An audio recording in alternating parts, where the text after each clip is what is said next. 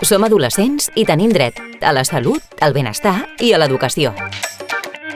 Tenim dret a rebre atenció mèdica, una alimentació sana i un habitatge digne que assegurin el nostre benestar físic i mental.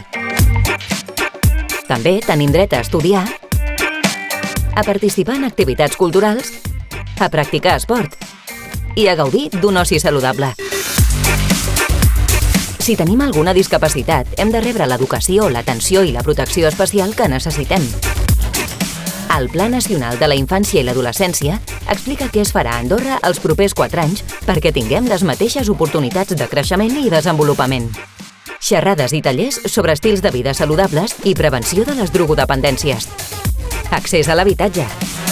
Portal d'ofertes de feina.